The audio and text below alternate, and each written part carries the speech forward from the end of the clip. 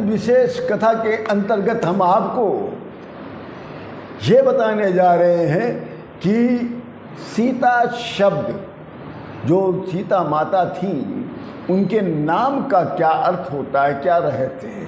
अभी तक आपने केवल रामचंद्र जी और सीता जी की कथा को केवल श्री रामचरितमानस या वाल्मीकि रामायण से ही सुना है या जाना है या समझा है, परंतु आप ये नहीं जानते हैं कि इन लोगों की कथा अथर्ववेद में भी दिया गया है। ये रहस्य की बात है जो आज मैं आप लोगों को विशेष कथा के अंतर्गत बताने जा रहा हूँ। ये बात उस समय की है जब रावण द्वारा सीता का हरण हो गया था और शंकर भक्त को रामचंद्र जी सीता जी को ढूंढते ढूंढते दंडकारण्य वन में पहुंच गए थे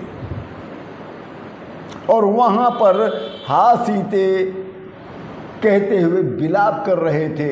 और कुछ अधिकतर विद्वान लोग यही कहते हैं कि प्रभु श्री राम भगवान होते हुए भी पत्नी वियोग में व्याकुल हो गए। आज मैं इसी कथा का एक रहस्य बताने जा रहा हूँ। पहली चीज, सीता माता पृथ्वी से ही क्यों प्रकट हुई? जब जनक जी ने हल चलाया था तो वो एक घड़े में कन्या के रूप में मिली थी और बाद में ये रामचंद्र जी के समय पृथ्वी फट जाने के बाद वो पृथ्वी में समा गई। इन सब तथ्यों का अर्थ इसी श्लोक के अंतर्गत आता है। अथर्ववेद का ये श्लोक है। अथर्ववेद के तीसरे कांड के 70वें अध्याय का ये चौथा श्लोक है। इंद्र सीतानि गृहातु ताम पूषाभिरक्षतु सा नः पैस्वती दुहामुत रामुत्तराम समाम। इस कथा को बड़े ध्यान से सुनिए। यहाँ पर सीता शब्द का अर्थ उपजाऊ भूमि से लगाया गया है। अथर्ववेद का ये श्लोक ये स्पष्ट करता है कि जो सीता शब्द है वो एक उपजाऊ भूमि है। इस श्लोक के अनुसार इंद्र और सूर्य को ईश्वर ने आज्ञा दिया। ईश्वर कौन? रामचंद्र जी ने। जब दंडकारण्य वन में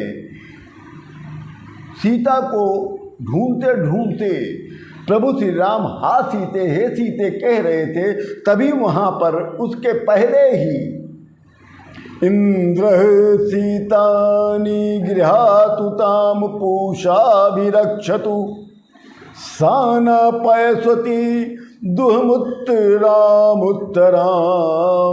समाम। तब इस श्लोक में प्रभु श्री राम जी इंद्र और सूर्य को आज्ञा देते हैं कि इस सीता का पूर्ण ध्यान रखा जाए जिससे संपूर्ण पृथ्वी सुरक्षित, धर्मवान और अकलंकित रहे।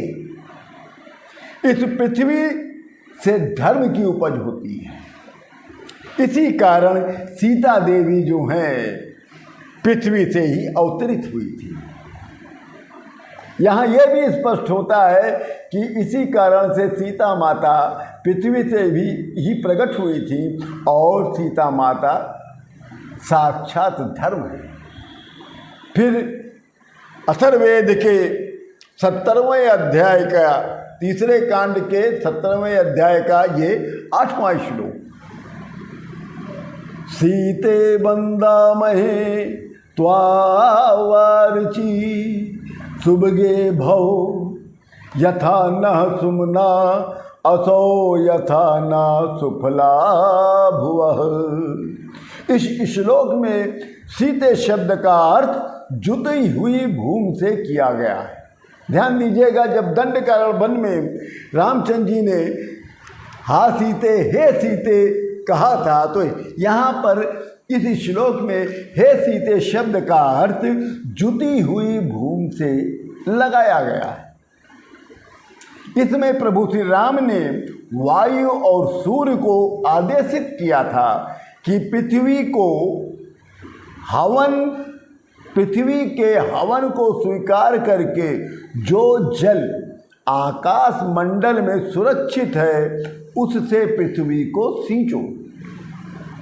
फिर अथर्ववेद के तीसरे कांड के 70वें अध्याय का 9वां श्लोक, घृतेन सीता मधुना समक्ता विश्वे देवैर्नमुता मरुद्धे सा नः सीते पे साभ्याओ वृत सोज स्वति घृत वत पिन्नो माना। इस श्लोक के अनुसार जब भूमि घी और शहद से योग्य रीत के अनुसार सिंचित होती है और जलवायु आदि देवों की अनुकूलता पृथ्वी को मिलती रहती है, तब वो पृथ्वी हमें उत्तम मधुर रस युक्त धन धान्य और फल देती है। परंतु ईश्वर ने, प्रभु श्री राम ने यहाँ पर हम लोगों को संदेश दिया है कि सीता देवी को इसलिए पृथ्वी पर अवतरित किया गया है कि वो अधर्म को कमजोर करें, जिससे प्रभु श्री राम द्वारा अधर्म का नाश हो और पृथ्वी पर धर्म और पुण्य जैसी फसल को उपजाई जा सके। इसी के लिए सीता जी पृथ्वी से उत्पन्न हुई थी और पृथ्वी में ही समाई थी। सीताराम गुणग्राम पुण्या रण्ये बिहारिणो वंदे विशुद्ध विज्ञानो कपीश्वर कपीश्वरो। नमो राजाधिराजाय राजामधिगतायते नमः पलाधिपतये पालाशाकितते नमः। बोलिए सिया राम की जय।